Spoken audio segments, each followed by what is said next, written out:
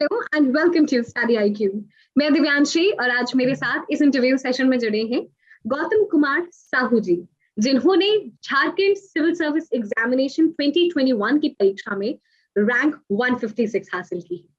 चलिए बात करते हैं गौतम जी से और जानते हैं उनका सफर JKPSC क्लियर करने तक का। वेलकम गौतम जी और ढेर सारी बधाई। Thank you ma'am, thanks a lot. Gautam ji, कैसा लग रहा है finally you are getting into civil services, कैसी फीलिंग है? एज यूजुअल जो हर एक एस्पिरेंट का सपना होता है पूरा होने के बाद ऑब्वियसली बहुत अच्छा लग रहा है।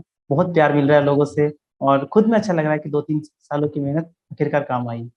तो गौतम जी, आप जैसे कह रहे 2 साल की मेहनत, थोड़ा सा अपने बारे में बताइए, फिर हम जानेंगे कैसे सिविल सर्विस की जर्नी आपकी शुरू हुई। बेसिकली मैं एक इंजीनियर हूँ, मैं मैकेनिकल इंजीनियर। राइट ना एक पब्लिक सेक्टर में 4 साल से काम कर रहा हूँ, वाइजैक स्टील, विशाखापट्टनम में। तो झारखंड से बहुत डिस्टेंस में हूँ मैं, तो ये फील भी मुझे होता था कि फैमिली से थोड़ा डिस्टेंस है। तो ये कोरोना के टाइम से मैंने टाइम प्रिपरेशन स्टार्ट किया और विद इन 1-2 ईयर्स मैंने बहुत सारे स्ट्रेटजीज फॉलो किया। यूपीएससी की तैयारी कर रहा था बेसिकली, और सेम इन लाइन झारखंड का तैयारी करके, और in first attempt only I have cracked this. Gautam ji, आप एक केमिकल इंजीनियर हैं, एक PSU में काम कर रहे हैं, फिर कैसे सोचा कि सिविल सर्विसेज की तैयारी करते हैं, सिविल सर्विसेज में आते, बिकॉज आप ऑलरेडी एक बहुत ही अच्छी जॉब में हैं। यस मैम, इसका ख्याल मुझे कोरोना के टाइम से ही आया, जब मुझे ऐसा लगा कि नहीं, फैमिली से मैं बहुत दूर हूँ। कोई अगर बीमार पड़ जा रहा है तो मैं कुछ नहीं कर पा रहा हूँ, घर नहीं जा पा रहा हूँ। मैं कल्चर को मिस कर रहा था, झारखंड के फेस्टिवल्स एंजॉय नहीं कर पा रहा था। और एक सोशल सर्विस जो होता है मन में, वो बेसिकली बहुत पहले से था ही, क्योंकि मैं एक बहुत छोटे से गाँव से हूँ। तो मुझे वो डिफरेंस पता था, डिस्टेंस पता था कि एक सिविल सर्विसेज जो वो वीडियोज वगैरह होते हैं और ये जो गाँव वाले होते हैं, क्या डिस्टेंस है, तो उसमें मैं क्या योगदान दे सकता हूँ। तो इन सब चीज़ों को लेकर मैंने तैयारी स्टार्ट किया। और उसके बाद से ये फर्स्ट अटेम्प्ट था मैम, जैसे कि मैंने बताया, और मुझे सफलता मिली है। तो गौतम जी, आपने बताया जैसे पहले ही अटेम्प्ट में आपने इस परीक्षा को क्लियर कर लिया है। बहुत सारे लोग एस्पायर करते हैं और हो सकता है आपकी जर्नी सुनने के बाद भी लोग सिविल सर्विसेज में आना चाहेंगे, जो सोचते हैं कि ठीक है, अब तो एक अच्छी जॉब कर रहे हैं, अब सिविल सर्विसेज की तैयारी करनी। तो आपने जब सोचा सिविल सर्विसेज की तैयारी करनी है, फिर तैयारी शुरू कैसे की? क्योंकि हम कहते हैं आप एक स्ट्रैटेजी बना लो और उस स्ट्रैटेजी को फॉलो करो। जहाँ तक शुरुआत करने का मैम बात है, अगर मन में मैं ठान लिया कि मुझे तैयारी करनी है, तो रिसोर्सेज की कमी नहीं है। हमारे में यूट्यूब है, इंटरनेट है, टॉपर्स इंटरव्यूज वीडियोज, जो मतलब बहुत बहुत सारे साधन है। तो अगर आपका मन है तो मुझे नहीं लगता कि इसमें कोई दिक्कत होगी आपको गाइडेंस गाइडेंस की। गौतम जी, थोड़े से एग्जामिनेशन के बारे में, जैसे 3 लेवल होता है, प्रीलिम्स, मेंस, इंटरव्यू। और बहुत सारे स्टेट सर्विसेज में, स्टेट सिविल सर्विसेज में ऑप्शनल पेपर होता है, झारखंड सिविल सर्विस में नहीं होता है।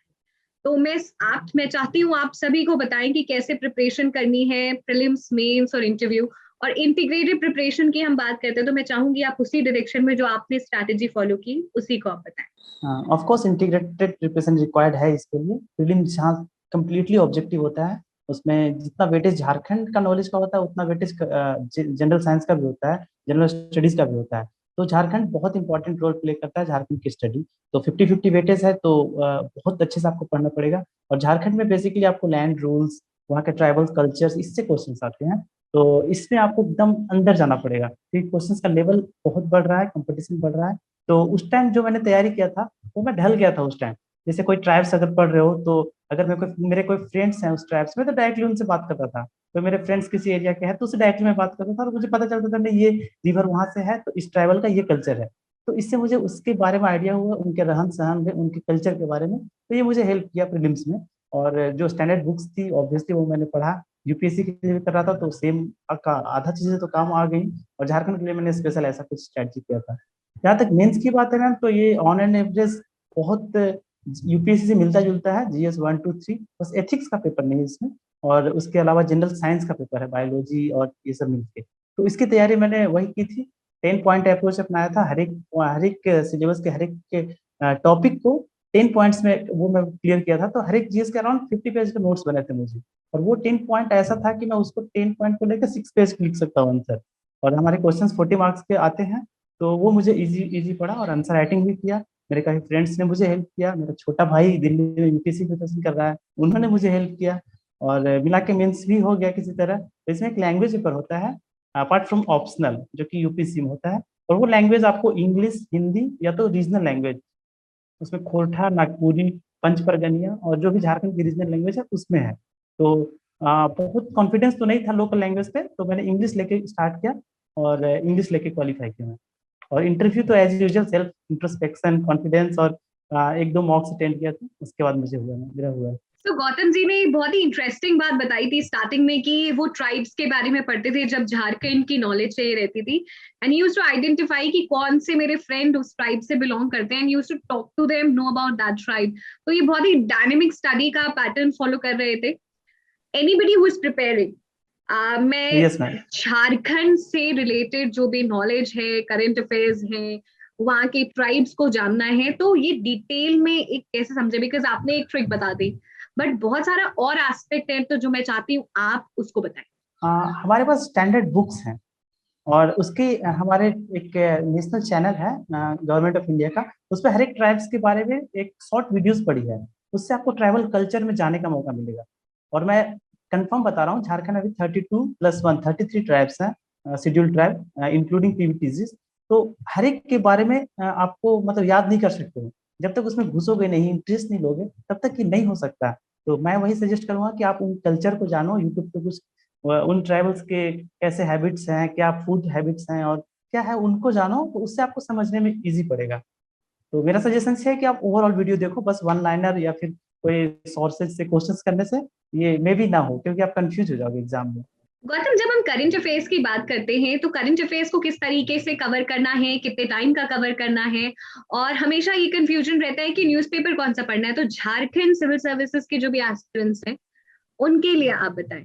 ऑब्वियसली करंट अफेयर का रोल बहुत बड़ा है मैम, क्योंकि अगर आप प्रीलिम्स में देखो तो बहुत काफी क्वेश्चंस आते हैं करंट अफेयर्स के। इसके लिए मैंने कम्प्लीटली यूट्यूब का हेल्प लिया। यूट्यूब में भी आपके स्टडी एग्री के जो लेक्चर्स थे विपिन सर के, महिपाल सर के और ये गौरव गर्ग सर के, मुझे बहुत हेल्प किया और मैं एक्सटेंसिवली फॉलो करता था इनके और प्रॉपर नोट्स बनाता था। तो मेरी ये स्ट्रेटजी थी। और हमारे मेंस में करंट अफेयर्स का बहुत कम पार्ट है, बट मेरा क्या स्ट्रेटजी था कि हर एक स्टैटिक पार्ट में भी अगर करंट्स के कुछ पॉइंट्स ऐड करूं तो मुझे मुझे ऐसा लगता है कि मुझे अच्छे अच्छे मार्क्स मिलते हैं, तो मिले होंगे। तो मैं वही करता था, ये स्टैटिक पढ़ता था, उसमें करेंट्स कुछ सब्सटेंशिएट करता था। जैसे साइंस वगैरह में कोई कन्वेंशन है, कोई कमिटीज हैं, तो उसको लिख के, कुछ रिपोर्ट्स हैं, इकोनॉमी के कुछ डाटाज हैं, ये करेंट से लिख के इस मेन आंसर राइटिंग में भी मुझे फायदा होता था। तो करेंट्स का रोल तो कभी हटाया नहीं जा सकता। और ऑफ कोर्स इंटरव्यू में most of the like time जो है करेंट्स पे ही होता है। यूक्रेन यूक्रेन रसिया और जो भी है, तो पेरेंट्स को नहीं छोड़ सकते आप, इसके बिना एग्जाम क्वालिफाई करना बहुत टफ है। तो गौतम, क्या आप नोट्स बनाते थे? मैं नोट्स बनाता था, बट शॉर्ट नोट्स होता था। जैसे मैं बताया, GS1 का कंप्लीट सिलेबस में 40 पेजेस में बना लिया था और उसको काफी टाइम से रिविजन किया था और हर एक टॉपिक को लेके आंसर राइटिंग करता था कुछ कुछ। आंसर राइटिंग की आपने बात की है, तो मैं आंसर राइटिंग पे ही बात करूंगी। और आपने एक बहुत ही यूनिक चीज बोली थी कि ऑल्दो स्टैटिक क्वेश्चन मेंस में ज्यादा रहता है, बट हर स्टैटिक क्वेश्चन के लिए आप करंट अफेयर्स को इंक्लूड करते थे। तो मैं ये चाहती हूँ, Yes, जो माइंडसेट है कि क्वेश्चन की डिमांड को समझ के जो भी करंट अफेयर्स हैं उसको आप लिंक करें, वहां पे लिखें, क्या स्ट्रक्चर फॉलो करें, क्योंकि बेसिक सबको पता होता है, लेकिन वहां पे रिफ्लेक्ट कैसे करना है, मैं चाहती हूँ आप उसको बताएं। अमीन संसराइटिंग के लिए मैं बस दो चीज बताना चाहता हूँ, apart from all the basics that everyone knows. ये जो इंट्रोडक्शन, मीन्स और कंक्लूजन है, ये सबको पता है। बट इसके अलावा मैंने क्या किया झारखंड पब्लिक सर्विस कमीशन में, कि मैं करेंट्स को ऐड किया और डाटास को ऐड किया। सबको लगता है कि मे बी डाटा सुपरफ्लुअस है या फिर नहीं हो पाएगा, बट आप, मैं बता रहा हूँ, आप अच्छे से पढ़ो, 2-3 बार पढ़ो, आपको हर एक डाटा याद रहेंगे। इकोनॉमी के हर एक डाटा याद रहेंगे। आप अच्छे से डेप्ट टू GDP रेशियो है क्या, ये है, सब कुछ याद रहेगा। आप उसको ऐड करो और ऑफ कोर्स चेक करने वालों के दिमाग में ऐसा लगता है कि नहीं ये कर रहा है, इसका मतलब इसको बहुत अंदर तक जानकारी है या फिर बहुत वो करंट से रिलेटेड ऐड किया है। इसके बाद मैंने एनालिटिकल अप्रोच की बात करना चाहूंगा। एनालिटिकल अप्रोच मतलब अगर आप पॉइंट वाइज भी आंसर लिख रहे हैं तो हर एक पॉइंट्स को आप प्लस माइनस करके लिखो। जैसे कोई पॉइंट लिख रहे हो, उसका एनालिसिस करो उसके जस्ट डिस्क्रिप्शन में, क्योंकि 40 मार्क्स का है, 6 to 7 पेज लिखने हैं। तो एनालिसिस पे मैंने जोर दिया था और हर एक को एनालाइज किया कि प्लस कहाँ, माइनस कहाँ, और झारखंड का क्या पोजीशन है उस पॉइंट से रिलेटेड, और इंडिया का क्या स्टैंड करता है और फ्यूचर, मतलब उससे कुछ सजेशन लिए, तो भी मैं उसी पॉइंट्स में ऐड कर रहा हूँ। तो मुझे लगता है कि ये मुझे अलग किया है कुछ एस्पिरेंट्स से। गौतम, अब मैं बात करना चाहूंगी, जैसे इस एग्जामिनेशन में it was conducted in less than 365 days, something like 241 और 235, 251 I am days. Not exactly remembering, but Okay. It was within an year. तो अगर किसी को Yeah, प्रिपेयर within a करना year. है, they are starting fresh within an year, क्या timeline होनी चाहिए, क्या रिविजन का पैटर्न होना चाहिए? बेस्ट है to start the preparation is now और टुडे इटसेल्फ। सो बिना कोई समय वेस्ट किए आप स्टार्ट कीजिए, और स्टार्ट वैसे करना, सिलेबस देखो, आप उस पर एनालाइज करो कि आप कहाँ स्टैंड करते हो, खुद को इंट्रोस्पेक्ट करो। और इसमें कुछ डरने की बात नहीं है कि अगर फर्स्ट आप स्टार्ट कर रहे हो, सब कुछ हो जाता है। Within 6 months of the preparation you will get the hold, you will get to know like what I am here, where I am here, what I need to more study. तो आप YouTubes की help लो, seniors की help लो, और तैयारी start करो। बहुत टफ कुछ भी नहीं है, सिलेबस प्री डिफाइंड है, आपको पता है कि आंसर्स कैसे लिखने हैं, ऑब्जेक्टिव्स में क्या याद करने हैं, तो फिर मुझे नहीं लगता कि कोई दिक्कत होना चाहिए। गौतम, किस तरीके से स्टडी आईक्यू आपकी जर्नी में साथ रहा है? बेसिकली स्टडी आईक्यू की बात करूँ तो मैं ये करंट अफेयर्स के लिए बहुत एक्सटेंसिवली फॉलो करता था। हर एक टॉपिक का एनालिसिस मुझे पसंद था इसका, और वो मुझे मेरा बहुत टाइम सेव किया। एक्चुअली मैं वर्किंग भी हूँ, मैं 8 hours की मैं शिफ्ट की जॉब करता हूँ। तो मैं ऑफिस में भी कभी कभी करंट अफेयर्स की वीडियोस देखता था, और स्क्रीनशॉट्स लेके रूम में नोट्स बना लेता था 8-10 पॉइंट्स का किसी भी टॉपिक पे। तो ये मुझे हेल्प किया कि किसी टॉपिक का कैसा क्या प्लस है, क्या माइनस है। करंट अफेयर्स है तो प्रीलिम्स में तो ऑब्वियसली हेल्प किया, और मिला जुला के मेंस में भी हेल्प करता है ये, जैसे कि मैंने बताया था। तो गौतम, आपने बताया कि चूंकि आप वर्किंग थे, और we are very glad that we could be part of your success story. Yes ma'am, thank you.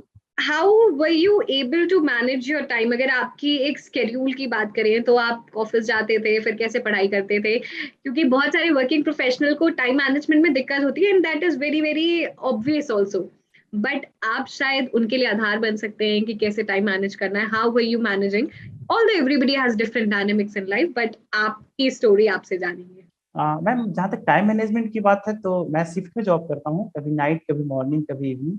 तो मेरे दिमाग में ऐसा था कि प्रिपरेशन करना है, मेरे दिमाग में ये भी था कि आज का ये टारगेट है मेरा, और मेरे दिमाग में ये भी है कि बिना किए होगा नहीं। तो उसके लिए मैं 4 घंटे प्लस प्रिपरेशन हर दिन किया हूँ, लगभग 1.5 सालों से। तो मुझे ऐसा लगता है कि अगर दिल में आपको करने का वो जो इच्छा शक्ति है बहुत प्रबल है, तो ये टाइम का इशू नहीं होता है, वर्किंग हो या नॉन वर्किंग हो। तो आप दिल में वो रखो, टारगेट्स छोटे छोटे सेट्स करो, और ट्रैवलिंग टाइम या फिर ऑफिस में जो लीजर टाइम है, आप उसमें यूट्यूब से या फिर कुछ पीडीएफ्स का हेल्प करके आप वो पढ़ाई कर सकते हो। और जो घर में टाइम मिलता है उसमें प्रोडक्टिव आंसर राइटिंग या फिर कोई स्टैटिक के पार्ट को कवर करना हो, उस चीज में वो करो, तो ये हो जाता है। सो गौतम, बहुत सारी चीजें जान ली, थोड़ा सा इंटरव्यू का भी आपका एक्सपीरियंस जानेंगे कि कैसा था आपका इंटरव्यू, और कैसे क्वेश्चंस पूछे गए, कैसे टैकल किया, क्योंकि हमेशा सबको थोड़ी सी क्यूरियोसिटी होती है कि इंटरव्यू में क्या हो रहा है, पैनल कैसे क्वेश्चंस पूछते हैं। I am sure you being an aspirant also were curious कि क्या होता है। मैं my interview was in Bhattacharya ma'am board, and there were 3 members there. One is I guess he is mechanical engineer. So Bhattacharya ma'am has basically seen all my resume and biodatas that I have written mains in English. Ma'am, मेरा सब कुछ English था। Actually मेरा वो जो language paper है, मेरा जो इंग्लिश लिखने का मीडियम था या इंटरव्यू का मीडियम, सब कुछ इंग्लिश था मेरा। तो मैडम को शौक हुआ कि you are coming to Jharkhand, so do you have any knowledge about like what Jharkhand is, you know the language of Jharkhand, local language? तो मैंने बोला मैम, मेरे घर में खोरठा बोला जाता है, खोरठा एंड मगही मिक्स। तो मैडम को डाउट हुआ कि मतलब मैं बोल पाऊंगा कि नहीं। तो उन्होंने डायरेक्टली बोला झारखंड के बारे में खोरठा में बताइए। तो मुझे पता था, मैं ऑब्वियसली 10th तक झारखंड में रहा हूँ, तो मैं बहुत अच्छे से एक्सप्लेन किया, बहुत अच्छे से बताया झारखंड के बारे में। तो मैम खुश हो गई। फिर कुछ इशूज चल रहे थे, जो अभी एक आईएएस ऑफिसर है हमारे, नाम नहीं लूंगा मैं उनका, उनका कुछ इशू चल रहा था उनके लैंड रिलेटेड कुछ स्कैम्स का। तो उनके बारे में पूछा, तो मैं क्लियरली बता दिया जो ही मुझे पता था। और कोई पुराने एक्सपीरियंस में भी उनको डॉट करके गए थे, डॉट। तो मैम ने मुझसे पूछा वो, और मैं क्लियर कर दिया। तो मैम बोली कि ओह इट्स लाइक दैट। तो मुझे ऐसा लगा कि नो मैम इज सेटिस्फाइड।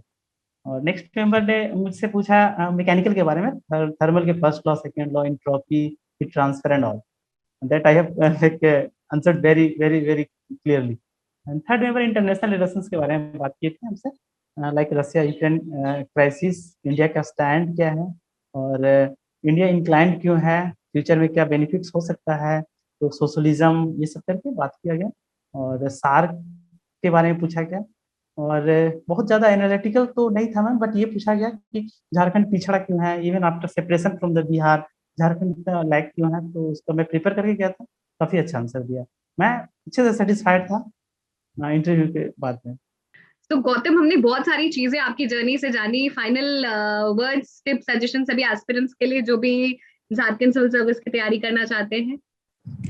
मेरा ये सजेस्ट रहेगा कि आप अपने आप को सराउंड करो पॉजिटिव पीपल से, 2-3 का शॉर्ट ग्रुप बनाओ और मिलकर तैयारी करो। मैं बता रहा हूँ, मैं 10th क्लास से टॉपर रहा हूँ। 10th क्लास में डिस्ट्रिक्ट टॉपर था, डिप्लोमा क्लास में टॉपर था, बीटेक में, सब में मतलब टॉपर रहा हूँ। तो मेरा एक सक्सेस मंत्र ये है कि आप पॉजिटिव लोगों के साथ रहो और छोटा ग्रुप बनाओ, और तीनों ग्रुप मतलब 3-4 लोगों का ग्रुप बनाओ, और वैसा ग्रुप होना चाहिए कि लाइक माइंडेड, सबका कैरियर पाथ सेम हो और सब समझे, हंसी मजाक भी करें, मजे मस्ती भी करें, पार्टी भी करें, बट जो गोल होता है वो सबका सेम होना चाहिए। मैं अपने फ्रेंड्स का ऑब्वियसली शुक्रिया अदा करना चाहूंगा जिन्होंने मेरा बहुत हेल्प किया। हम लोग 3-4 लोग दोस्त का ग्रुप है और हम इसी लाइन में सो हैं, गौतम की कोऑर्डिनेशन बात को चलता ही है, फिर से किसी से मैं सब रिपीट होता है। करती हूँ कि थोड़ा सा छोटा सा ग्रुप बनाए, बट लाइक माइंडेड और गोल ओरिएंटेड ग्रुप बनाए। That's going to actually help you in a longer run.